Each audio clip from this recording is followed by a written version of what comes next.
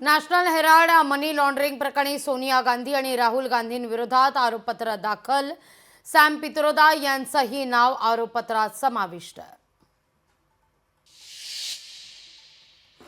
हेमलता पाटील शिवसेनेला ठोकणार रामराम, आता सामाजिक संघटनेच्या माध्यमातून करणार काम. हेमलता पाटील यांची स्पष्टोक्ती.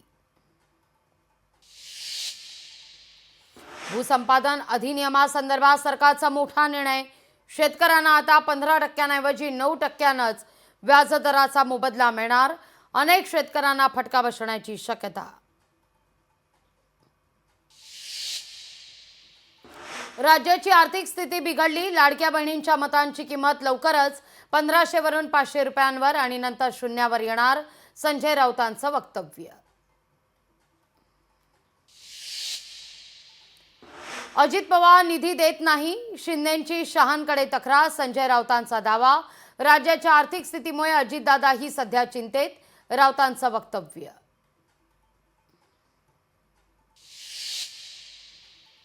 धनंजय मुंडेंकडून मला वाल्मिक कराडच्या एन्काउंटरची ऑफर.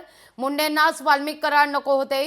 निलंबित पोलीस अधिकारी रणजित कासलेचा नवा व्हिडिओ व्हायरल.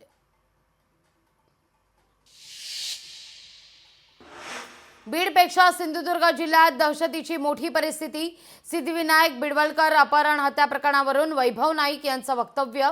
कायदा सुव्यवस्थेचा बोजवारा उडाल्याचा वैभव नाईकांचा आरोप.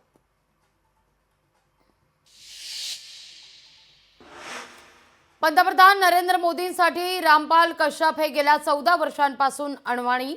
पंतप्रधानांनी प्रत्यक्ष भेटून कश्यप यांना दिली पादत्राणं. लोकशाही मराठी ऐका, पहा, जागरूक रहा.